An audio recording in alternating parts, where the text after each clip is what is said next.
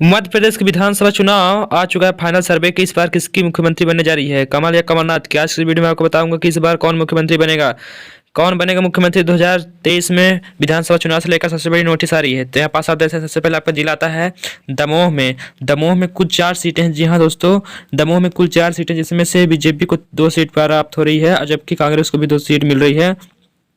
अन्य खाते में 0-0 सीट जाती हुई नजर आ रही है। तो यहाँ पास आप देख सकते हैं कि बीजेपी के यहाँ 2 की दोनों सीट से जीत का सामना करना पड़ सकता है, यहाँ कांग्रेस को भी 2 की सीट से जीत का सामना करना पड़ सकता है। इसके बाद आपका आता है सतना।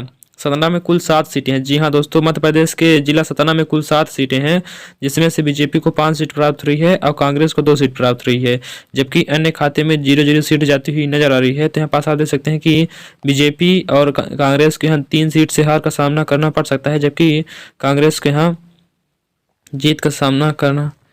इसके बाद आपका आता है दमोह में कुल 4 सीटें हैं। जी हाँ दोस्तों, दमोह में कुल 4 सीटें, जिसमें से बीजेपी को 2 प्राप्त हो रही है और कांग्रेस को भी 2 प्राप्त हो रही है, जबकि अन्य खाते में 0-0 सीट जाती हुई नजर आ रही है। तो यहाँ पास आप देख सकते हैं कि बीजेपी के यहाँ 2 सीट से जीत का सामना करना पड़ सकता है, कांग्रेस को भी 2 सीट से जीत का सामना करना पड़ सकता है। इसके बाद आपका आता है छतरपुर में। मध्य प्रदेश के जिला छतरपुर में कुल 6 सीटें हैं, जिसमें से 4 बीजेपी को प्राप्त हो रही है और जबकि कांग्रेस को 2 प्राप्त हो रही है। अन्य खाते में सीट 0-0 जाती हुई नजर आ रही है। तो यहाँ पास आप देख सकते हैं बीजेपी को 2 सीट से जीत का सामना करेगी और यहाँ पे बीजेपी कांग्रेस 2 सीट से हार का सामना कर सकती है। तो यहाँ पास देख सकते हैं कांग्रेस 2 सीट से हार का सामना करना पड़ सकता है। इसके बाद आता है आपका टीकमगढ़ में कुल 4 सीटें हैं। जी हाँ दोस्तों, मध्य प्रदेश के टीकमगढ़ में कुल 4 सीटें हैं, जिसमें से बीजेपी को 2 प्राप्त हो रही है और कांग्रेस को भी 2 प्राप्त हो रही है, जबकि अन्य खाते में 0-0 सीट जाती हुई नजर आ रही है। तो यहाँ पास आप देख सकते हैं कि बीजेपी को जीत का सामना करेगी और कांग्रेस भी जीत का सामना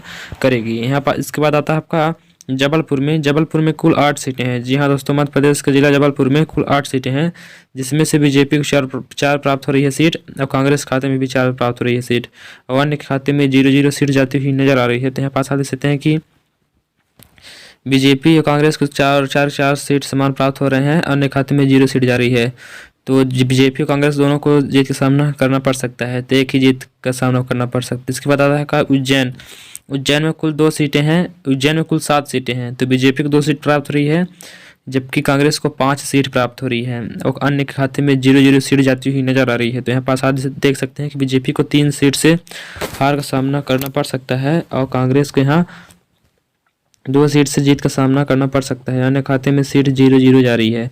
इसके बाद आता है आपका सागर में कुल 8 सीटें हैं। जी हाँ दोस्तों, मध्य प्रदेश के जिला सागर में कुल 8 सीटें हैं, जिसमें से बीजेपी को 3 सीट प्राप्त हो रही है, जबकि कांग्रेस को 5 सीट प्राप्त हो रही है। अन्य खाते में सीट 0-0 जाती हुई नजर आ रही है। यहाँ पास आप देख सकते हैं बीजेपी को 3 सीट मिल रही है, कांग्रेस को 5 सीट मिल रही है। तो बीजेपी के यहाँ 2 सीट से हार का सामना 5 सीट से हार का सामना करना पड़ सकता है। इसके बाद आता है आपका जिला बालाघाट में कुल 6 सीटें हैं, जिसमें से बीजेपी को 2 प्राप्त हो रही है, जबकि कांग्रेस को 4 प्राप्त हो रही है और अन्य खाते में सीट 0-0 जाती हुई नजर आ रही है। तो यहाँ पास आप देख सकते हैं कि बीजेपी को यहाँ 2 सीट से हार का सामना करना पड़ सकता है। इसके बाद आता है जिला आपको भोपाल आता है। भोपाल में कुल 7 सीटें हैं, तो 3 बीजेपी प्राप्त हो रही है, जबकि कांग्रेस को 4 प्राप्त हो रही है, तो अन्य खाते में 0 जा रही है। तो यहाँ पास बीजेपी को 2 सीट से हार का सामना करना पड़ सकता है। इसके बाद आता है आपका हरदा में कुल 2 सीटें हैं, बीजेपी को 0 प्राप्त हो रही है, कांग्रेस को 2 प्राप्त हो रही है, तो बीजेपी को पूरी तरह से हार का सामना करना पड़ सकता है। तो आप मेरे चैनल सब्सक्राइब जरूर करें, ताकि ऐसे वीडियो मैं आपको लिए लाता रहूँगा। Thank you.